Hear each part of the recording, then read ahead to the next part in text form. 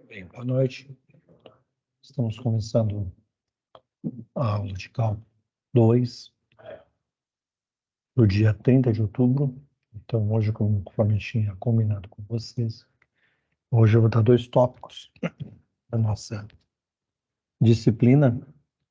E aí, a aula que vem eu dou um tópico e exercício, e aí na última aula, antes da aula, eu faço uma aula só de exercícios, tá? Bom, então nós temos aqui, hoje a gente vai falar sobre um pouco das integrais duplas, né? Então, como é que as integrais duplas são utilizadas para a gente resolver problemas que envolvam áreas, então áreas demarcadas em duas curvas, e também volumes de sólidos em revolução. Tá? Então, seguindo naquela toada da última aula, que a gente chama então um engenheiro contratado, para desenvolver um reator tubular isotérmico. Um reator tubular isotérmico nada mais é então que um trocador de calor. Então ele faz o quê? Ele faz a troca de calor envolvendo dois fluidos. Um que está aquecendo e outro que vai ser resfriado. Tá? Então ele é mantido sempre com uma temperatura constante, justamente comandado pela temática ali isotérmica, então mesma temperatura. Então, para isso, a gente vai ter que ver um pouco o que são reações homogêneas, reações irreversíveis e reações em série. Tá? Então, a finalidade nossa é fabricar um produto de alto valor agregado e que traga o máximo lucro para a empresa. Então, eu tenho que ter um equipamento com o menor custo possível, que me dê o maior rendimento possível, que me possibilite o quê? O máximo rendimento de produção. Então, o reator tem que ser projetado com o princípio de troca térmica que a gente chama de casco-tubo. Então, eu vou ter um fluido que vai ser imerso dentro de uma série de tubos que vai ter um outro fluido em contracorrente, então haverá troca térmica dentro desse ambiente. Tá? Então, o casco-reator possui um formato cilíndrico, sendo, porém, dividido horizontalmente em duas partes iguais, e ambas circular, aonde o fluido refrigerante tem a finalidade de controlar a temperatura da reação. A temperatura está justamente passando por dentro dos tubos que estão contidos nesse nosso cilindro. Agora que entrou, viu? Tô tentando entrar há maior tempão. Mandei até foto pra você lá no grupo. Que bom que conseguiu entrar. Eu comecei a fazer um pouquinho, eu gravei, só dando uma introduçãozinha, tá? Então, como é que a gente realiza os cálculos referentes, então, a esse volume dessa casca que a gente precisa desse nosso reator, que nós já estávamos tratando na última aula, tá? Então, nós temos ali, tá? Então, a reação, tá? Desculpa, a equação que representa o quê? Justamente a minha área do meu equipamento é regida por esta integral aqui. Ou seja, eu vou ter uma integral de um dA, então um diferencial de área, e eu tenho uma função de área que me vai quê? De 0 a 2. Então, eu tenho uma integral definida que me define o volume do espaço que essa integral é válida. Tá? Então, a gente tem que saber também o quê? O volume do fluido que vai passar no casco do tubo que vai me refrigerar o meu fluido que está dentro dos tubos. Então, para isso, eu tenho que saber o quê? O comprimento do meu reator, que é justamente dado por essa limitação de 0 a 2. Então, quer dizer que eu tenho uma área que eu tenho que uma linha, né? Ou seja, eu tenho uma variação de área e eu tenho uma dimensão que varia de 0 a 2 metros, por exemplo. Tá? Então, a integral do volume, eu vou dividir o que é aquele meu dA aqui, eu substituo ele por dx e dy. Então, isso quer dizer que eu vou depois fazer esta minha equação aqui, ó, que está em função da área, eu vou ter duas um comportamento de uma função em função de x e em função de y. Por isso que a gente, nas aulas anteriores, introduziu para vocês o conceito de derivação por partes. Agora vamos fazer integração por partes. Então, a gente vai fazer primeiro a integral de quem? De x em relação a dx. Então, o y, nessa função que vai ser uma função de x e y, vai se comportar como uma constante no momento que eu integrar em função de x. Então, quando eu fizer essa minha integral de x aqui, vai dar o quê? Vai me dar uma função de um grau superior em função de x, e aí depois eu faço a minha integração em função de y. Então, como eu vou ter uma integral, primeiro em função de x, depois em função de y, os valores finais vão me dar justamente o comportamento do meu volume. Então, o que a gente fez aqui? A gente interpretou. Ó. Então, aqui a gente já viu como é que a gente vai calcular, então depois a gente vai calcular o morfológico de volume, que é obtido no nosso integral triplo. Desculpa, integral dupla. Então, integrais duplas de área e volume fazem parte do nosso conhecimento para a gente obter curvas que estejam e representam os nossos volumes de sólido em evolução. Então, a gente usa as integrais duplas de uma maneira simples que nos possibilita justamente a descobrir essa variação. Então, eu vou ter um volume, por exemplo, essa minha integral aqui anterior, ó, tá? Eu vou acabar destrinchando como duas integrais simples, ó, tá? Ó, essa integral aqui, eu destrincho ela como duas integrais simples. Claro que eu vou ter limites dessa minha integral dupla diferentes. Eu vou ter um limite de a, b em função de x e um limite de c e d em função de y. Tá? Então, assim como as derivadas que nos permitem uma análise de variação da função em cada uma das variáveis, a integral também permite o cálculo da área da curva de cada uma das variáveis. Então, a gente vai ter uma função, vou ter uma nova função, que vai ser função de x e y. E cada uma dessas são variáveis, a gente consegue tratar, então, de uma maneira variável, uma em relação à constante da outra.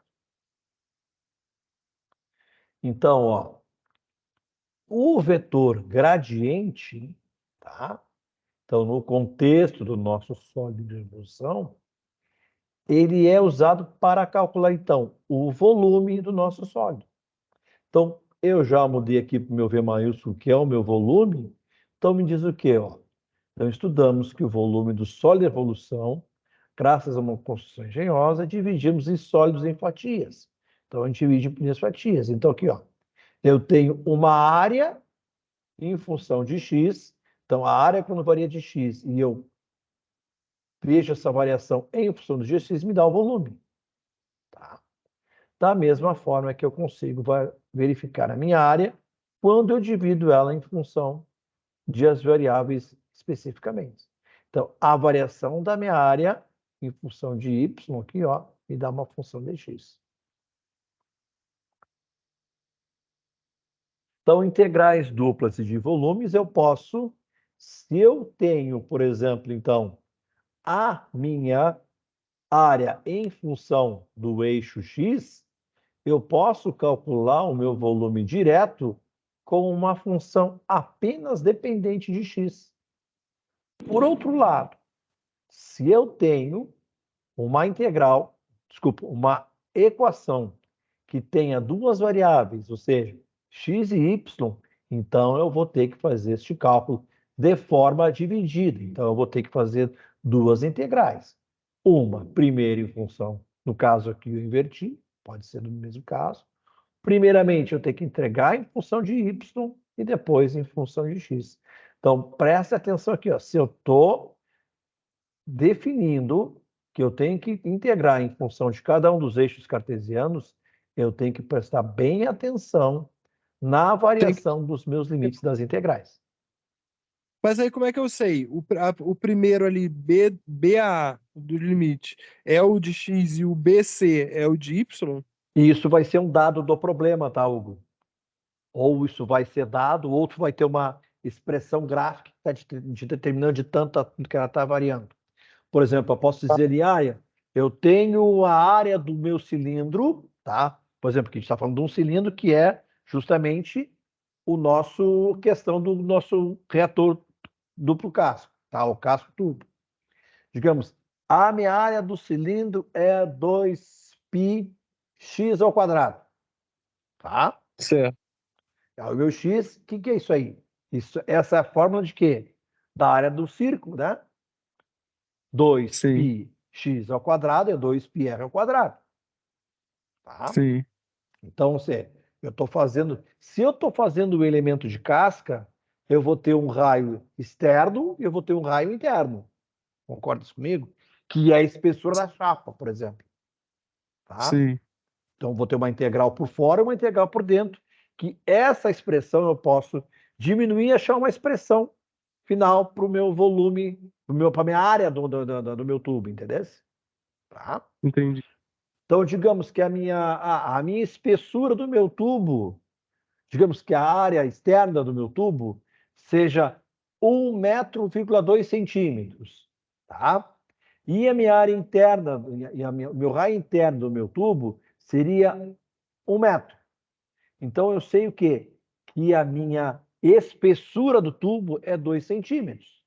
Então, eu vou ter uma Sim, área de 0 a 2 centímetros. sim, Tá? E aí, conforme que ela vai variar aqui? Ela vai variar aqui. Digamos, o meu casco tem um comprimento de 10 metros, 15 metros. Aí eu vou aplicar aqui. Isso aqui eu utilizei uma fórmula conhecida de uma área, mas eu posso ter um formato do meu casco de forma elíptica, por exemplo. Aí a equação vai ser diferente, entendeu? Então, essa A de x aqui é uma área que vai estar em função de x, tá? E eu também posso ter, por exemplo, um cilindro de forma cônica. Nada me impede de ter um cilindro de forma cônica. Tá? A sim. forma genérica é um cilindro de base circular, que daria essa forma de 2πr ao quadrado. Tá?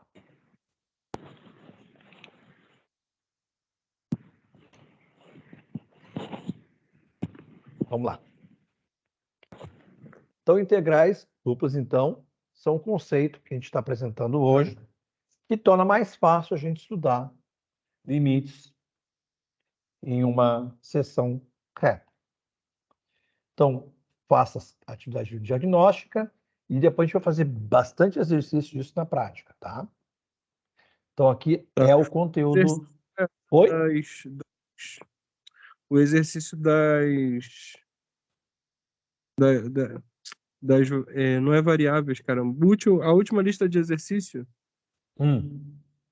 não é integral, é o quê? Derivadas parciais. Né? Derivadas. O Derivadas exercício das parciais. derivadas eu tô achando tão fácil que eu acho que tá tudo errado. Tu vai derivar primeiro em relação a x, depois em relação a y, e tu vai fazer aquela junção como estava que a gente fez naquela primeira aula, lembra? Lá da nossa unidade 3. Não, eu tô achando que tá tão fácil que eu tô achando que tá errado. Não. Aí o que a gente vai fazer na aula que vem, eu vou concluir exercício, eu vou concluir a teoria e vou começar com exercícios de derivadas parciais. E aí na nossa última aula a gente vai fazer exercício só sobre integração dupla e integral de sólidos em revolução. Tá. Tá? Bom. Aqui.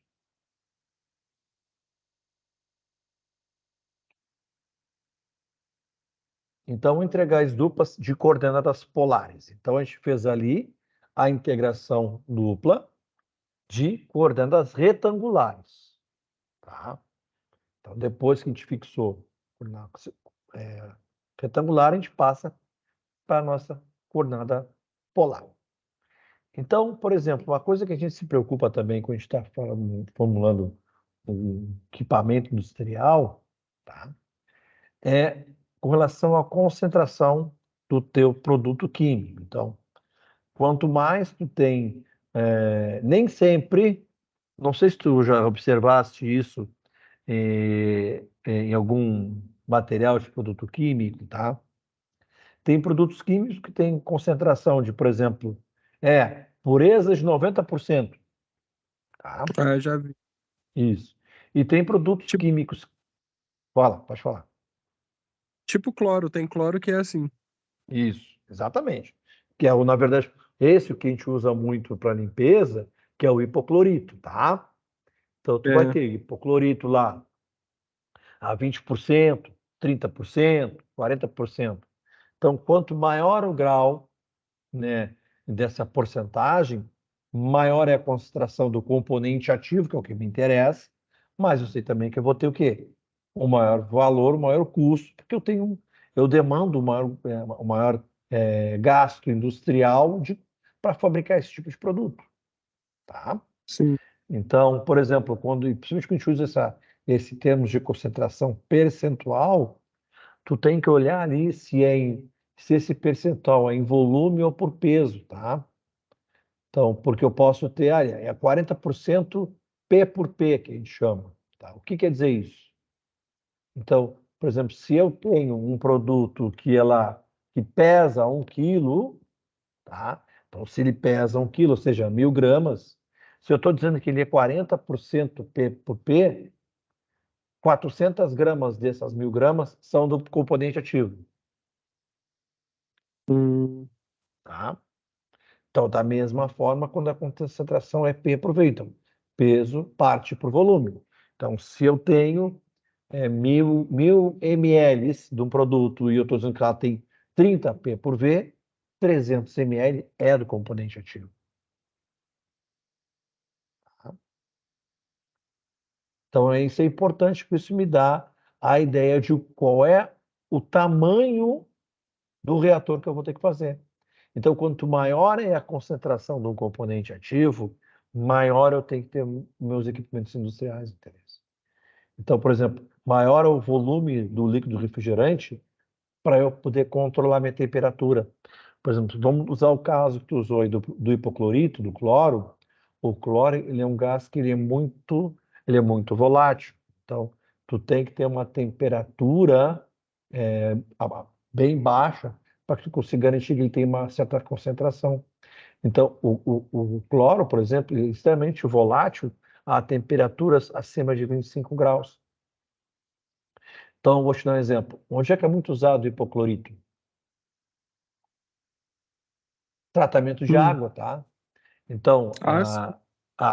por exemplo, as concessionárias de água podem fazer o tratamento da água pública ou usando hipoclorito, mais conhecido como a água sanitária, tá? Ou aplicação de cloro gasoso. Cloro gasoso é bem complicado porque o cloro gasoso é venenoso, então tu tem que ter todo um cuidado na hora da aplicação e como é que isso vai sair nas linhas de abastecimento. Então, Hum, por exemplo, ou em cidades que têm uma temperatura média mais alta, ou tem muita amplitude térmica, tu tem que te preocupar no teu tratamento com a concentração de cloro que tu coloca, porque ao longo do dia tu tem que garantir que tem que ter uma determinada concentração de cloro que sai nas torneiras para garantir que a água seja potável, tá? hum. Então, em São Paulo, no Rio, isso é mais ou menos já tem uma variação térmica menor do que aqui no Rio Grande do Sul, né? Então, então tu nota que as concessionárias de água aqui no Rio Grande do Sul eles acabam tendo um custo muito grande em relação aos meses de verão, porque normalmente a gente tem a temperatura média no inverno é 15, 16 graus, e tu chega no verão lá, tu está com 39, 40 graus. Então, nos meses de verão, tu vai ter que botar praticamente o dobro da quantidade que tu botava no inverno para manter a sanidade da água, tu entendeu? Uhum. Então, tem que garantir aquela dada concentração. Então, por isso que é importante tu saber a concentração para ter dentro do teu Bem tamanho do equipamento. Tá? Então, o volume do casco. Qual é o volume que a gente tem que determinar? Então, isso é intimamente ligado, então, com a nossa questão de processo. Tá? Então, essa aqui, ó, é a nossa equação do cilindro. Tá? Então, se tu botar no software, isso aqui é a formatação do cilindro. Então, o quê? O que é o R aqui? Ó? O R é o raio, né? E o Sim. que é o X? O X é o quê? É a variação na direção X do tamanho do cilindro. Então, se eu tenho raio, eu tenho X, eu vou ter o quê? Eu tenho uma área. Tá? Então, ali, ó, então a gente sabe que o formato é cilíndrico. Então, horizontalmente, nós temos duas partes iguais e a parte superior representa pela figura que possui um raio de 3 metros. Então, qual é a função que representa o casco do reator? Qual é o volume necessário para construir esse casco? Vamos lá. Agora ali, ó. Então, eu vou ter uma representação de coordenada polar em função de quê? Ó? Claro que aqui ele está usando meia seção, mas o casco é inteiro, a gente consegue fazer apenas a análise de 2 quadrantes, tá? Então eu consigo ver o que aqui, ó? Se eu fizer isso em termos de coordenada polar, eu vou ter aqui o meu delta θ, tá? Em função de x e y. Então, quanto mais eu faço aqui, ó, então eu vou ter o delta θ, delta variação. Então, o delta θ, que é o meu deslocamento angular, é uma função de quem? Do ângulo da posição que eu estou verificando. O meu deslocamento angular vai variar de quanto? De 0 a quê? Se eu estou fazendo um elemento de volume. Ó, Os graus, não? isso aqui, ó, olha aqui. Mas aí, presta atenção, nós vamos usar em pi aí, tá? Nós vamos usar em radianos. Então, o Sim. θ parte de 0 até quem? Até π, ó. Ou 180. Tá? Então, se eu estou analisando que a área de um cilindro, ele vai me variar de 0 a 2π. Tá? Mas nada impede também de eu ter um casco no formato de meio tubo. Se eu tenho um casco no formato de meio círculo, meu delta θ vai variar de 0 a π. Tá?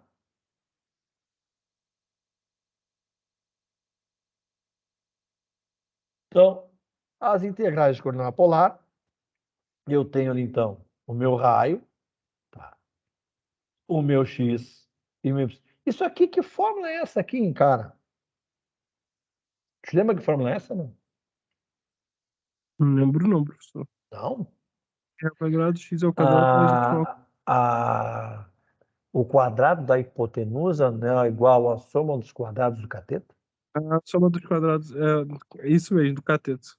Então, isso nada mais é do que Pitágoras. Então, a relação que eu tenho da minha fórmula do meu sino nada mais é do que Pitágoras. Para ver o esquadro da laje, sabia? Oi? Eu uso muito para ver os esquadros da laje. Sim, sim, sim. Tem coisa que a gente acho que nunca vai usar com essa vida, né? É, Então, aqui, ó. Como a gente calcular, por exemplo, uma região circular ou uma região de anel? Então, vamos lá. A gente vai substituir quem? O x em termos de cosseno e o y em termos de seno. Então, olha lá, ó. A variação do meu casco, ali, ó. Tu viste? O meu casco ele vai ter a validade de 1 metro até 3 metros. Então, vai ser os meus limites da minha variação de R lá, ó. Tá me entendendo como é que vai ser esse casco? sim. Tá? Então, nada mais é que a nossa equação vai ficar. E se eu botar em termos de R, R ao quadrado vai ser igual a quem, ó? R cosseno θ ao quadrado mais R de seno θ ao quadrado. Porque R vezes cosseno θ é a componente x do meu vetor posição. R seno de cosseno, seno θ é a minha coordenada retangular y. Então, eu vou ter uma equação, tá? Variando quem? R e θ, que θ é o nosso deslocamento angular. Sim. Então, eu vou ter lá, então, uma integral, né? No caso, que é uma região compreendida dos raios entre 1 a 3, e o ângulo vai me variar o quê? Ó, de π sobre 2 a 2π, que é este caso que ele fez aqui, ó. Π sobre 2 a 2π. Ou seja, esse meu espaço que seria no primeiro quadrante, eu não tenho estrutura, tá? Nessa simbologia dele, tá? Sim. Então, as integrais duplas coordenadas polares me representam o quê? Que o dA, ou seja, meu diferencial de área é em função de quem? Do meu diferencial de raio e o meu diferencial do meu deslocamento polar. Do meu Vai ficar um deslocamento angular, perdão. Então, assim, ó, esse meu espaço vetorial aqui, ó, é dado por uma componente de raio e uma componente de deslocamento angular. Tá? Então, olha lá, ó. Então, por essa relação, o meu dA, então, meu diferencial de área é igual a quem? AR, ou seja, a minha variável de raio, onde o meu raio está, vezes meu diferencial de deslocamento angular e meu diferencial de raio. Ó, tá? Então, Sim. conforme o ângulo aumenta, aumenta a minha área. Conforme aumenta o meu deslocamento angular, aumenta a minha área. E as somas desses meus diferenciais de deslocamento angular e de deslocamento e de R vão me dar o tamanho da minha área. Tá? Claro, depois do exercício vai ficar um pouco mais claro, Paulo. Então, ao que Tá. vem, a gente vai finalizar a teoria, vamos fazer exercícios de derivadas parciais e na última a gente completa com as derivadas. Tá bom? A gente tinha que fazer os exercícios antes da entrega do trabalho. Mas a gente vai fazer semana que vem. Eu vou deixar vocês entregar o trabalho só no dia da prova, tá? Ah, que bom. Tá? Seria dia 2 agora a entrega. Isso, não, Tá não, bom. depois eu coloco uma observaçãozinha lá pra gente. Tá Tá bom, então, bom? professor. Então tá. Boa semana aí, tá? Bom trabalho, tá? Tchau, tchau. Um abraço.